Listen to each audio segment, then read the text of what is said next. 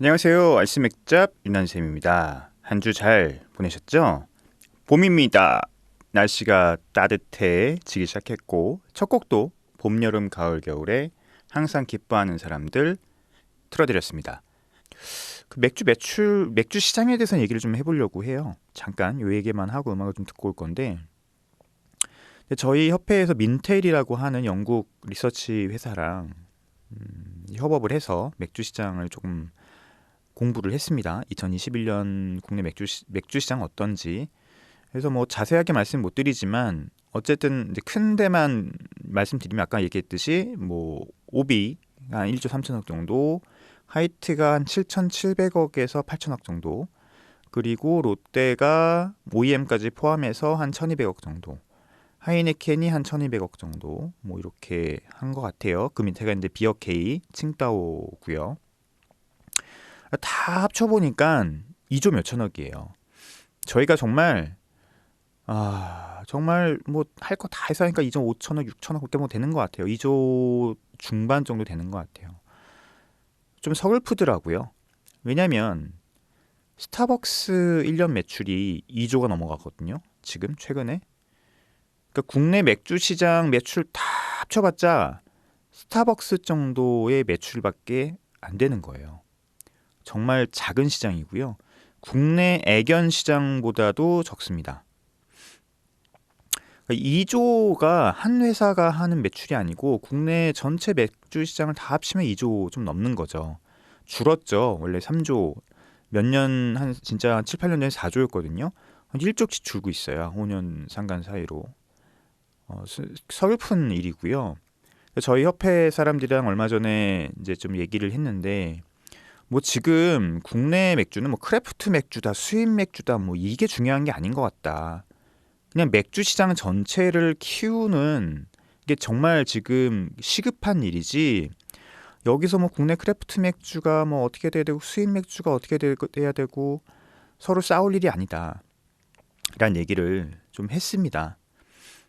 어, 좀 많이 서글프더라고요. 맥주 시장이 커져야지 그 안에 있는 플레이어들도 먹고 사는 거거든요. 이게 성장 시장이에요. 성장 시장. 내가 그냥 그 시장에 있어서 내가 하는 일만 하는 것만으로도 그냥 먹고 사는 거죠. 크래프트 맥주 시장이 뭐 지금 뭐 1,100억이라고 하는데, 얼마 전에 뭐 1,800억이라고 또 누가 얘기를 했던데 말도 안 되는 얘기고요. 그 저희가 다 해봤는데, 근데 그게 중요한 게 아니에요. 뭐 1,100억, 1,800억 이게 중요한 게 아니고요. 수제 맥주 시장이 그렇게 되는 게, 그렇게 되면 뭐 합니까? 전체 맥주 시장은 줄어들고 있는데 결국은 내가 성장하는 게 다른 맥주의 카테고리의 점유율을 뺏어오는 건데, 서로 뭐 카니발리제이션 하고 있는 건데, 이러면 서로 클 수가 없어요. 전체 맥주 시장을 키울 생각을 하는 게 제일 중요하고, 그거는 솔직히 누구 몇몇의 어떤 노력으로는 되는 일이 아닙니다. 맥주 시장에 존재하는 활동하는 모든 플레이어들이 같이 맥주가 굉장히 뭐 긍정적인 영향력을 갖는다, 그리고 맥주가 문화다라고 하는 점들을 같이 공유하고 이야기를 해야 돼요. 아마 지금 말씀들은 안 하고 있지만 국내 수제 맥주 업계에 종사하고 계시는 분들 굉장히 큰 위기감을 가지실 거예요. 그건 뭐 안 봐도 뻔합니다. 뭐 쓸데없는 얘기가 많았네요. 노래 듣고 와서 저희 맥주 스타일 아는 척하기 밀맥주 편 계속 이어가죠. 자, 고제 얘기를 이제 오늘 마무리를 해보죠. 근데 제가 저번 시간까지 이제 못했던 얘기가 고제 병에 대한 얘기예요. 고제 오리지널 병 모양 혹시 보신 적 있나요? 이게 라이프치거 고제 보면은 그 병에 담거든요. 이게 호리병처럼 생겼어요. 호리병이라고 하긴 좀 그렇고, 입구가 좁고 밑에가 넓은 그런 병입니다. 근데 고제가 그런 병에 담긴, 고제의 병이 그렇게 생긴 이유가 있습니다. 그 고제라는 맥주가 고젠쉔케에서 팔릴 때 어떻게 팔리냐면, 양조장에서 고제가 만들어진 다음에 이송이 되는데, 그 완벽하게 발효가 되지 않은 상태에서 고젠셴케로 이송이 돼요. 그리고 고젠셴케의 그 맥주들이 오면 거기서 고제 병에다가 담습니다. 그러니까 커다란 그 배럴이나 오크통, 나무통에로 배달된 그런 고제를 병에 담는 거죠. 근데 그 병 모양이 제가 아까 말씀드린 것처럼 그렇게 생겼어요. 그런데 아까 말씀드렸다시피 완벽하게 고제가 발효되지 않은 상태에서 고젠셴케, 펍으로 이송이 된다고 말씀드렸었잖아요. 그래서 발효가 되지 않은 고제를 그 병에 놓고 병 안에서 발효를 시키는 거예요. 추가적인 발효를. 예전에 이제 19세기에 그렇게 고제가 팔렸어요. 그러다 보니까 그 병 안에서 고제가 발효되면서 효모들이 이제 일종의 찌꺼기를 만드는데 그 찌꺼기들이 그 좁은 병목 안에서 이제 생겨서 뭔가 막히게 되는 거예요. 그리고 이제 고제 펍에서 맥주를 팔 때는 그 위에는 찌꺼기를 걸러내고 그리고 맥주를 담아서 이렇게 서빙을 해줬던 거죠. 일종의 그런 그 효모가 만드는 그 찌꺼기들을 효모 코르크라고 불렀다고 해요. 그러니까 19세기에 고젠셴케에서 고제를 팔 때는 병에 담았지만 뚜껑이 밀봉이 되지 않은 상태였던 거예요.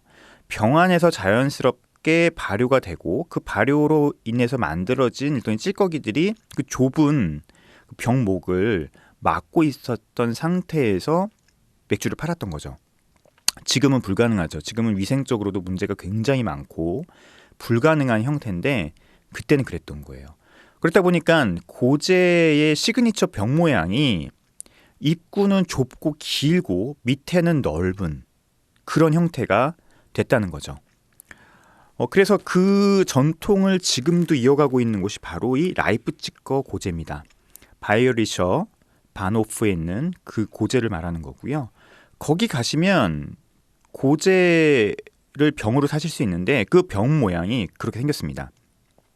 일반적인 독일 맥주와는 완전 다르죠. 병 모양이 완전 다른 거예요. 베를리너 바이세가 넓은 그 잔에다가 빨대를 빨아먹는 그런 일반적인 독일 맥주와는 전혀 상관이 없는, 전혀 상상도 할 수 없는 그런 형태로 맥주를 파는 것처럼 고제도 병으로 파는데 긴 어떤 그 목을 갖고 있는 병에다가 파는 거죠. 물론 지금은 위에 스윙 탭으로 완벽하게 밀봉이 되어 있습니다. 그래서 독일 사람들도 라이프치히에 갔었을 때 선물로 그걸 사와요. 독일에서는 흔하게 볼 수 없는 모습이잖아요. 맥주도 그렇고 병 모양도 그렇고. 그래서 라이프치히에 가서 거기서 그거를 기념품으로 사옵니다. 재밌죠? 그런 어떤 일화가 있어요. 국내에는 지금 리터구츠 고제가 수입이 되고 있는데 리터구츠 고제는 그런 모양이 아니죠. 일반적인 500ml 병 모양으로 되어 있는데 오히려 이 라이프치거 고제는 그 원래 고제의 전통을 이어받은 고대의 정체성을 가진 병에다가 자신들의 맥주를 팔고 있다. 이렇게 보시면 될 것 같습니다. 요거 고제의 이제 그 맥주의 모든 것을 읽어드리면서 한번 정리를 하고 오늘 끝내죠. 자, 하루는 뉴올리언즈의 어느 바에서 팔꿈치를 피고 앉아 있는데 오른편 한 남자가 맥주에 소금을 넣는 모습이 눈에 들어왔다. 처음 보는 광경이었다. 나는 기분 좋은 쓴맛의 루지애나산 IPN 에비타 조카포를 홀짝이고 있었다. 근데 그 남자는 딕시 라거와 소금통을 들고 있었다. 외과에서는 정확히 라거병 속에 소금을 넣고 병을 흔든 다음 만족스러운 듯 한참 동안 맥주를 들이켰다. 이게 제가 저번에 말씀드렸던 남미 애들이 맥주를 먹는 방식이에요. 남미 사람들이 자신들 멕시칸 음식이나 라틴 음식점에 가면 그 코로나를 시켜 먹거든요. 코로나를 시킬 때 소금하고 라임을 달라 그래서 소금을 넣고 라임을 넣어서 그렇게 먹습니다. 이게 그 방식이죠. 더운 지방에서는 이렇게 먹는 게 그들의 맥주 문화인 거예요. 이게 이상한 게 아니라니까요. 근데 여기서 이제 이 사람은 이분은 그게 굉장히 기분 나빴다. 신성 모독이라고 생각했다라고 그런 얘기들을 하고 있는 거죠. 언뜻 보기에 색이 옅은 상명 발효의 이 시큼한 에일은 베를리너 바이세와 붕어빵이다. 고제를 얘기하는 거고요. 그죠? 베를리너 바이세와 연결점이 있다고 제가 말씀드렸잖아요. 그러니까 고제가 부활된 맥주예요. 고슬라 지역에서 만든 시작된 그 고제와 라이프치히에서 마시는 고제는 아마 정체성은 똑같지만 모습은 완전히 다를 거예요. 왜냐하면 고제는 몇 번 절멸했던 맥주잖아요. 없어졌던 맥주고 몇 번 부활시킨 맥주인데 그건 부활시킬 때마다 정말 핸드라이팅 레시피를 보고서는 다시 상상을 가미를 해서 복원한 맥주라고 보시면 되는 거예요. 그런데 그때 어떤 맥주가 도움을 줬냐? 베를리너 바이세죠. 베를리너 바이세의 양조장에서 부활을 했고 그러다 보니까 연결점이 생길 수밖에 없었던 거죠. 그래서 그 얘기를 하는 겁니다. 여기서. 그러니까 고제라는 맥주가 재밌는 맥주예요. 소금이 들어가는 정체성은 이어지지만 옛날의 그 맥주는 아니고 그렇다고 또 라이프치히에서 19세기에 한참 유행했던 그 모습도 또 확실히 아니고요. 왜냐하면은 19세기에 그 라이프치히에서 먹었던 맥주 제가 말씀드렸잖아요. 양조장에서 발효를 완벽하게 시키지 않고 고젠셴케에서 추가적인 발효를 시켰던 맥주거든요. 그렇기 때문에 지금 라이프치히 고제나 리터구츠 고제와는 또 완전히 다른 모습일 거예요. 그거는 당연합니다. 그러니까 지금 라이프치히 고제나 리터구츠 고제, 지금 또 라이프치히에서 만들어진 고제는 또 예전에 있었던 그런 자료들을 바탕으로 상상력을 동원을 해서 그리고 또 로타고드한이 부활시켰었던 그 베를리너 바이세의 영향을 받은 그런 모습들이 다 한꺼번에 뭐 소위 짬뽕이 된 그런 맥주인 거죠. 그 맥주라는 게 그런 거예요. 정체성이 또 이어지니까 우리가 또 고제라고 부르는 것처럼. 그렇습니다. 둘 다 여기 보면 베를리너 바이세와 고제는 둘 다 보리와 밀의 재료가 많이 들어갔다라는 점을 내세운다. 차이가 있다면 고제에는 소금과 코리앤더가 들어갔다는 거다라는 거죠. 소금과 코리앤더 그리고 자연 발효 이게 기본적인 고제 맥주, 그러니까 현대에서 만들어지는 고제 맥주의 기본적인 특징입니다. 고제는 벨기에와 깊은 관련이 있는지도 모른다 라고 하지만 실제 여기서 얘기하는 거는 고제가 고슬라에서 시작됐다고 하는 게 더 맞다 뭐 이렇게 얘기를 하고 있고요. 시큼한 짠맛의 고제는 고슬라시에서 동쪽으로 160km 떨어진 라이프치히에서 특히 인기를 끌었다. 제가 다 말씀드렸던 얘기죠. 1900년에는 이 도시의 공식 고제법인 고젠셴케가 80곳 넘게 우후죽순 생겨났고 그때 여전히 고제는 라이프치히를 장악하지 못했다. 뭐 이렇게 얘기합니다. 어려운 양조 공정 때문에 생산량은 한정적이었다. 하지만 고제가 꽤 많이 팔렸다는 기록은 있습니다. 뭐 100만 명 정도 팔렸다고 하는 기록들이 남아있긴 해요. 그리고 고제 제가 이제 고제 스터디를 하면서 봤던 게 뭐냐면 19세기 라이프치히의 펍의 이름들이에요. 꼭 기록이 있거든요. 그 조사하다 보면 거기 보면은 고젠셴케라고 따로 적혀 있는 펍의 이름들이 남아 있습니다. 그걸 보면은 그래도 고젠셴케가 꽤 많이 있었구나 그 당시에 그 기록들이 있어요. 제가 그냥 제 상상 공부 꽤 많이 했습니다. 네, 다 그 자료들을 조사하고 제가 글들도 좀 썼고요.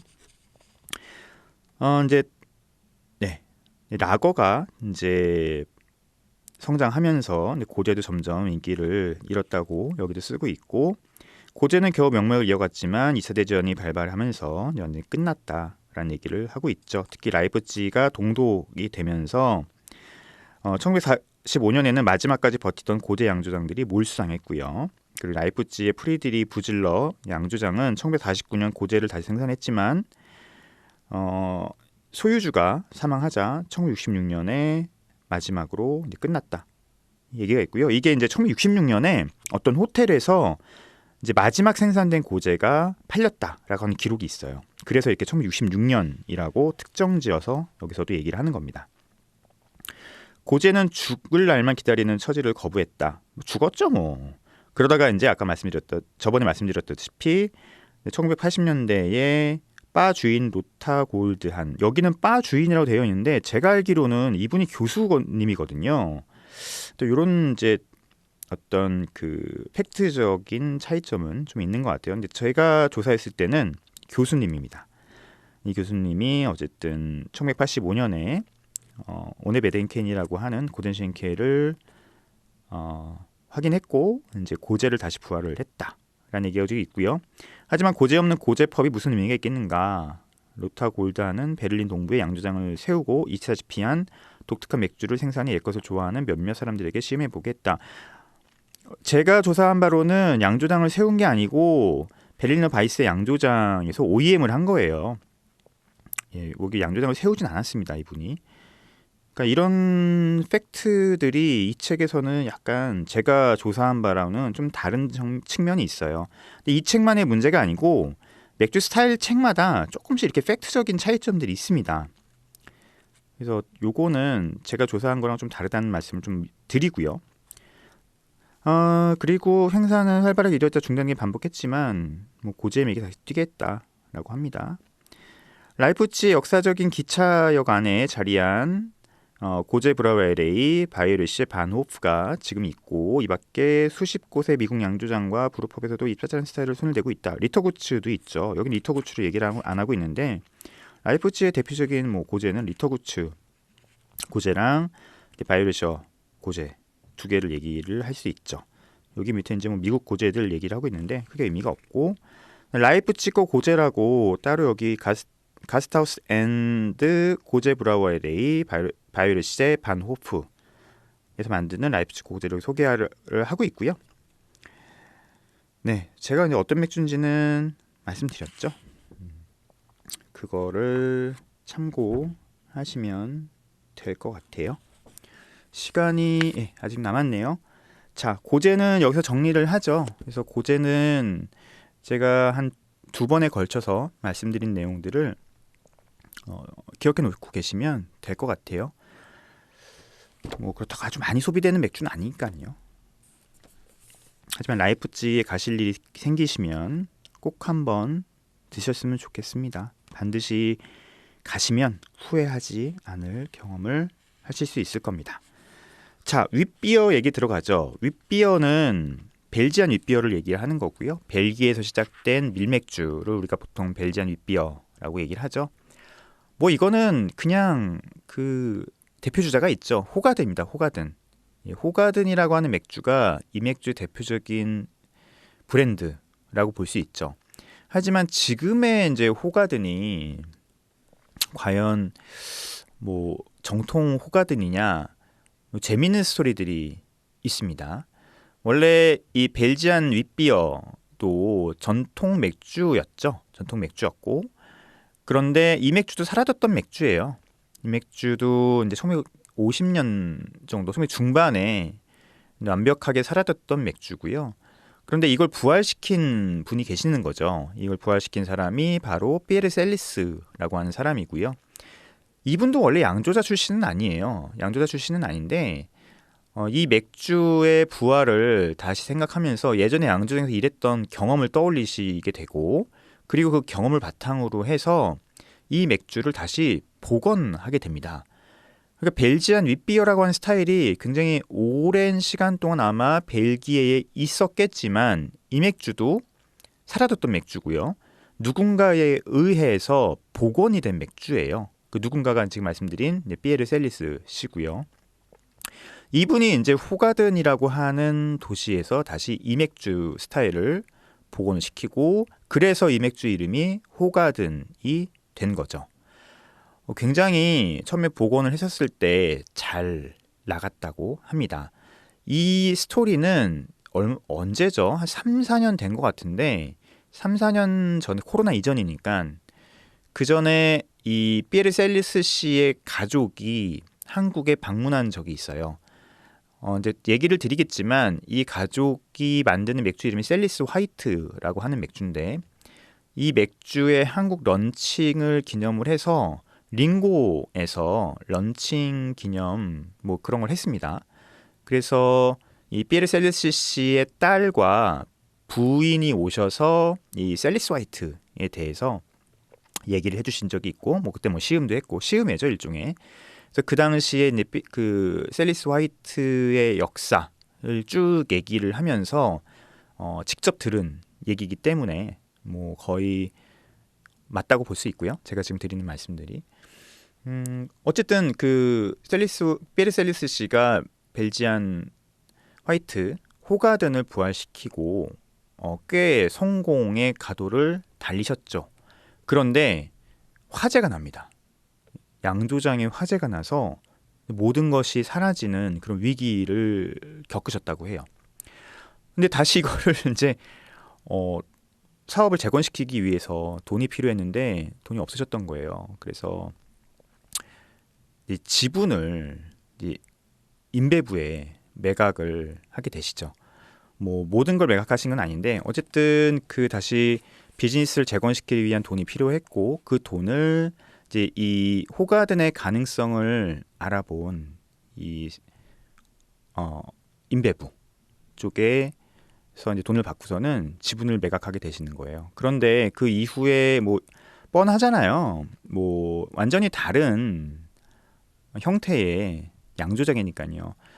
그 피에르 셀리스가 씨가 처음에 했던 호가든이라고 하는 양조장은 지역 양조장으로서 뭐 재료도 많이 쓰고 그다음에 뭐 향미를 중요시 생각하는 뭔가 전통과 양조 철학이 중요한 그런 양조장이었다고 하면 뭐 대기업 양조장들은 뭐 그런 것보다는 비즈니스적인 수익이 더 중요했기 때문에 아무래도 그 사이에서 이제 아마 문제가 있었던 것 같아요. 그래서 피에르 셀리스 씨와 인배부 간에 갈등이 있었고 결국은 이제 피에르 셀리스 씨가 남은 지분을 인배부에 매각을 하고 이분이 간 곳이 텍사스 오스틴입니다. 왜 가셨는지 모르겠어요. 근데 텍사스 오스틴을 가셨습니다. 그래서 지금 우리가 마시고 있는 이 호가든은 AB 민배부가 만드는 대기업이 만드는 호가든이죠. 예전에 뭐 10년 전에도 호가든이 있었는데 그때 마트에 가면 우리 호가든을 오가든이라고 불렀어요. 오비에서 만드는 호가든. 왜냐하면 병에다 팔았는데 그 시그니처 병이 있거든요. 지금은 캔에 팔지만. 근데 그 호가든은 그러니까 오비에서 만드는 호가든은 코리안더 시드와 오렌지 껍질이 들어있지 않았습니다. 이게 굉장히 중요한데요. 벨지안 화이트라고 하는 맥주 스타일에서 결정적인 향미를 주는 요소가 이 두 가지이기 때문에 그래요. 밀이 들어갔기 때문에 당연히 뭐 바디감도 부드럽고 그다음에 여러 가지 밀맥주가 주는 느낌들이 있는데 바이스비어가 효모가 주는 정향과 바나나 향이 굉장히 도드라진다고 하면 이 벨지안 윗비어는 그렇진 않거든요. 효모가 도드라지는 맥주는 아니에요. 이 벨지안 윗비어의 향미적인 가장 큰 특징은 제스티, 약간 오렌지스러운 그런 향과 그리고 향신료에서 주는 스파이시한 향이에요. 그 이유가 이제 오렌지 필, 오렌지 껍질이 들어가고 그 다음에 코리안더 시드가 들어가기 때문에 그렇습니다. 밀도 바이스비어 같은 경우는 밀 몰트가 들어가는 반면에 이 벨지안 윗비어는 그 밀 몰트뿐만 아니라 언몰티드 윗이 또 들어가기도 해요. 그래서 느낌이 좀 다르죠. 같은 밀 맥주임에도 불구하고 벨지안 윗비어가 조금 더 가볍고 약간 더 뭐랄까요 부드러운 느낌이 좀 있어요. 그거는 이제 향미적인 차이에도 좀 있기 때문에 그렇기도 하지만 어쨌든 그렇습니다. 그래서 이 오가드는 마셔보면 밀 느낌은 있는데 오렌지 향하고 제스티 같은 힌트하고 코리안더 시드에서 나오는 그 스파이시한 힌트들이 없었어요. 단언합니다. 제가 그 당시에도 다 마셔봤거든요. 그래서 그때 사람들이 진짜 호가든 맥주를 먹기 위해서는 케그 맥주, 생맥주를 먹어야 된다고 그랬어요. 그래서 저도 그때 많이 생맥주 마시러 다녔어요. 그 생맥주 파는 데가 어딘지 그 검색해서 많이 다녔고요. 그 당시가 이제 홍대에서 생맥주로 호가든을 팔던 곳들이 돈을 많이 벌었습니다. 링고도 마찬가지고요. 일부러 찾아다녀서 그 맥주를 먹고 다녔으니까요. 그리고 펍이든 맥주 파는 곳에 가서 그 호가든 생맥주를 파는 곳이면 무조건 한 잔씩은 마시면서 이게 진짜 호가든이야 라고 했던 기억이 있습니다. 그 이후에 호가든 맥주가 국내에서 계속 만들어지다가 수입이 되기 시작했죠. 그게 수입 맥주 붐이 한참 불 때였어요. 그래서 벨기에에서 만들어진 호가든이 국내에 수입되기 시작했고 또 4캔 10,000원에 잘 팔렸죠. 그 맥주 되게 괜찮았어요. 벨기에에서 만든 그 수입된 캔 맥주는 물론 대기업에서 만들긴 했지만 뭐 전형적인 벨지안 윗비어의 모습들을 많이 갖고 있었고요. 빠지는 것 없이 교과서적인 향미를 보여주고 있었습니다. 그 다음부터는 이제 케그 맥주, 생맥주 호가든가 캔맥주 호가든, 생맥주 호가든가 캔맥주 호가든에 대한 그런 논쟁은 사라지기 시작했죠. 최근에 만들어지는 호가든은 국내에서 만든 거고요. 광주 공장일 거예요.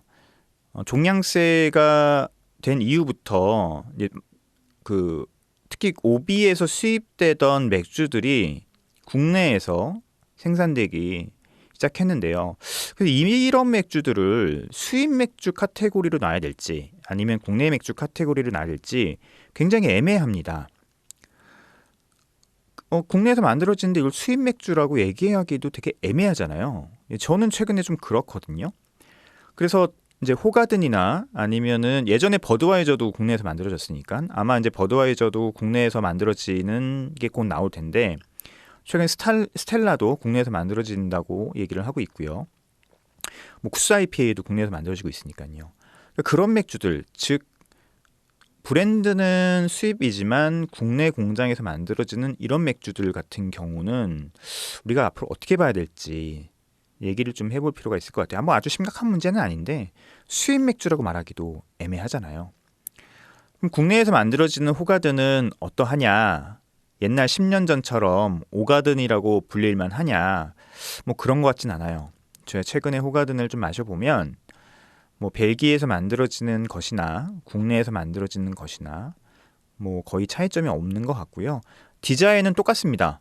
수입되던 캔의 라벨이나 국내에서 만들어지는 라벨은 똑같기 때문에 향미적으로나 캔의 디자인으로 구분하시기는 아마 쉽진 않으실 것 같고 항상 제가 이제 라벨을 보라고 말씀드리잖아요. 거기에 보면은 국내 생산분은 국내 공장에서 제조가 되었다고 나옵니다.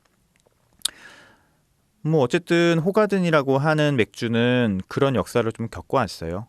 시작은 피에르셀리스 씨가 복원을 해서 만들어진 전통 맥주, 또 작은 양조장에서 시작했지만 좀 불운한 일을 중간에 겪은 다음부터는 이제 인배부조로 인수가 되면서 대기업 맥주로 되었고 또 전 세계적으로 팔리는 굉장히 유명한 맥주가 되었죠. 근데 그건 좀 안 했으면 좋겠어요. 뭐 청포도 호가든 뭐 이런 거 있잖아요. 그거 이제 시럽이나 아니면 향을 넣어서 시럽이 아니죠. 이제 향을 넣는 거죠. 국내에서 만들어지는 호가든이다 보니까 이런저런 실험들을 좀 하는 것 같은데 그거는 호가든이라고 하는 맥주의 정체성에 좀 벗어나는 일 같아요.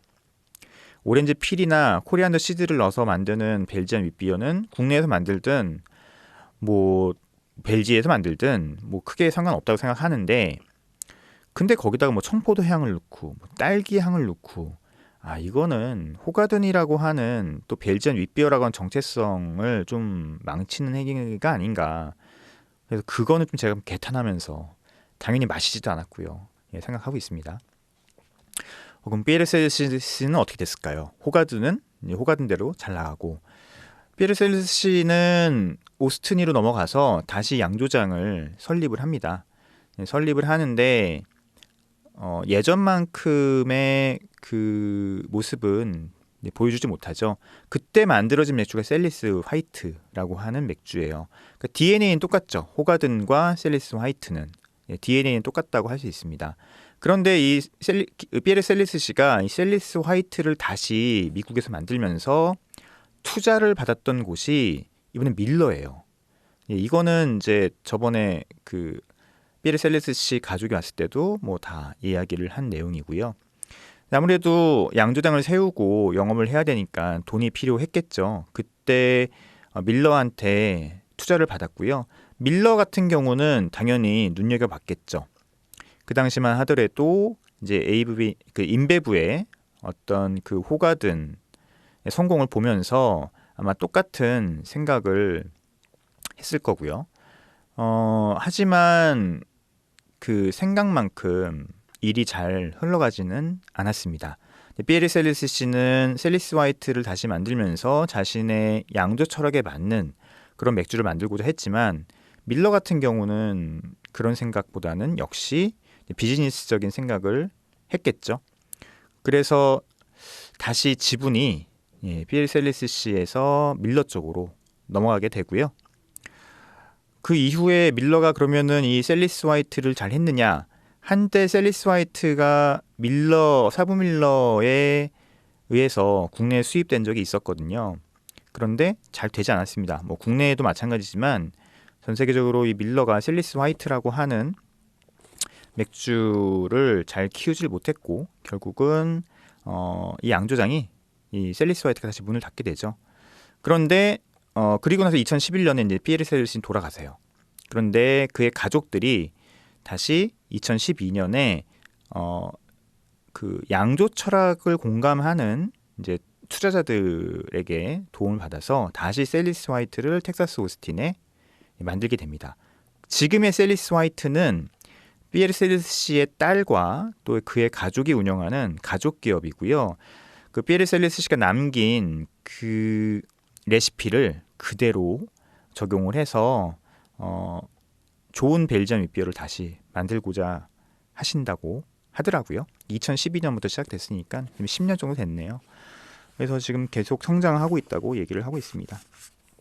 자, 벨지안 화이트에 대해서는 조금 더 할 얘기들이 있는데 왜냐면은 뭐 국내 제주 맥주 같은 경우도 벨지안 화이트 스타일이고 국내에서 한때 유행했던 스타일이거든요.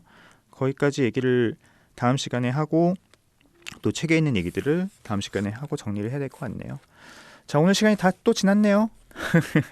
자, 마지막 노래 들으면서 오늘 이어가도록 오늘 마무리 짓도록 하죠. 네, 앞으로의 척 들으면서 다음 시간에 또 뵙겠습니다. 안녕히 계십시오.